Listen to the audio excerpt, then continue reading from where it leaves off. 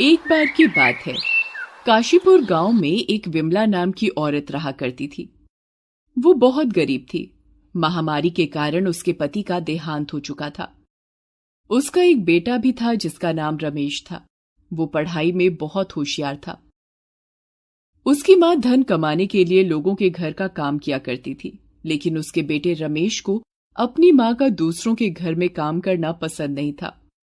माँ, तुम दूसरों के घर का काम करने क्यों जाती हो? बेटा, अगर मैं काम नहीं करूंगी तो पैसे कैसे आएंगे और घर कैसे चलेगा? माँ, मैं कहीं मेहनत मजदूरी कर लेता हूँ। मुझे आपका काम करना अच्छा नहीं लगता। नहीं बेटा, तुम अभी छोटे हो, तुम अभी पढ़ाई करो। बिमला सोचती थी कि उसका बेटा पढ़ लिख कर एक बड़ा अफसर बने। बिमला जब काम करती तो रमेश भी उसके साथ जाता था। बिमला लोगों के घर जाकर कहीं बर्तन मांजती तो कहीं खाना बना दिया करती। वहीं रमेश लोगों के घर आए अखबार को बड़े ध्यान से पढ़ा करता था। एक दिन उसकी मां ने खाने की रेडी पर रोटी सब्जी का काम शुरू किया। वो अकेले ही 10 किलो आटे की रोटियां बना लिया करती थी। इसके साथ ही वो 2 सब्जियां भी बना लिया करती थी। इसके लिए वो सुबह 3 बजे उठ जाया करती थी। रमेश भी अपनी मां के साथ 5 बजे उठ जाता था और अपनी मां की मदद किया करता था, ताकि रमेश अपनी मां का काम में हाथ बटाकर अच्छी धनराशि अर्जित करवा सके। एक दिन अचानक पुलिस वाला आता है और आकर बोलता है, अरे, ये रोटी सब्जी का काम आपने ही शुरू किया है क्या? जी साहब, मैंने शुरू किया है ये काम। अरे माता जी, सड़क पर रेड़ी लगाने के लिए परमिशन लेनी पड़ती है। आपने लिया है क्या? अरे बेटा, अपने घर के ही आगे तो लगाई है रेड़ी, इसके लिए कौन सी परमिशन? अरे माता जी, ये जो रेड़ी आपने लगाई है ना, ये आपके घर के सामने नहीं बल्कि सड़क पर लगाई है, और जिसके लिए आपको परमिशन लेनी पड़ेगी, वरना आपको रेड़ी यहां से हटानी पड़ेगी माता जी। ये बोलकर पुलिस वाला चला जाता है, पर विमला को कोई फर्क नहीं पड़ता।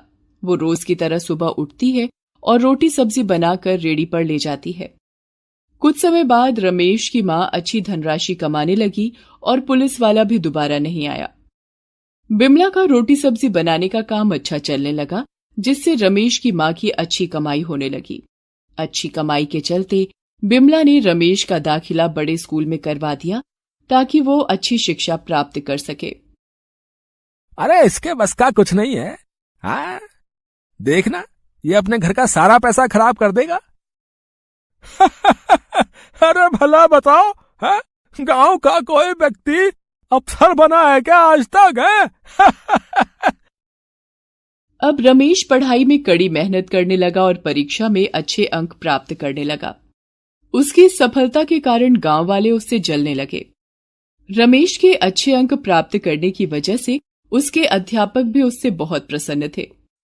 शाबाश रमेश, तुम ऐसे ही मेहनत करते रहो और आगे बढ़ते रहो। धीरे धीरे समय गुजरता गया और रमेश बड़ा होता गया।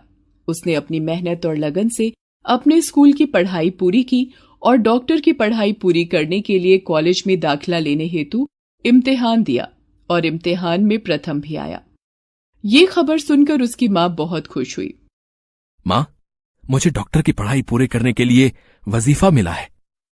अब रमेश को पढ़ाई पूरी करने के लिए शहर जाना था। रमेश की मां की आंखों में आंसू आने लगे। उसकी मां ने कहा, तुम खुशी से जाओ और डॉक्टर बनकर अपने पिताजी का सपना पूरा करो। अब वो डॉक्टरी की पढ़ाई पूरी करने के लिए शहर की ओर चला गया। उसके बाद मानो जैसे वो लापता सा हो गया। उसकी कोई खैर खबर नहीं थी। अरे, मैं ना कहता था इसका बेटा कुछ नहीं बनेगा, शहर जाकर पड़ा होगा किसी गलत संगत में। है? सही कह रहे हो भैया, शहर से लौट के आया है कोई आज तक जो वो आएगा? है? लेकिन उसकी मां को पूरा विश्वास था, एक दिन मेरा लड़का जरूर आएगा। कुछ सालों बाद गांव में एक बीमारी फैल गई। गांव वाले एक एक करके बीमार होने लगे और नगर के सरकारी अस्पताल में भर्ती होने लगे। बहुत डॉक्टर आए और चले गए। कोई भी गांव वालों को ठीक नहीं कर पा रहा था, जिससे गांव वाले बहुत निराश हो गए। तब एक नर्स ने सभी को सूचना दी, आप लोग चिंता मत करो, शहर से एक डॉक्टर आने वाले हैं जो आप सब गांव वालों का इलाज करेंगे।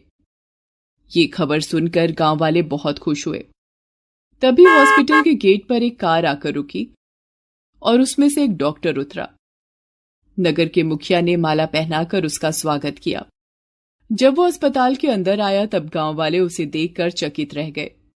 वो कोई और नहीं बल्कि रमेश था। रमेश ने अपनी मां के पैर छुए और आशीर्वाद लिया और फिर रमेश ने सभी गांव वालों का इलाज करना शुरू किया और सभी गांव वाले धीरे धीरे स्वस्थ होने लगे। रमेश की मेहनत और सफलता के कारण सारा गांव बीमारी से ठीक हो गया। बेटा, तुम्हारा बहुत बहुत धन्यवाद। अरे, तुमने इस गांव के लोगों को ठीक कर दिया बेटा।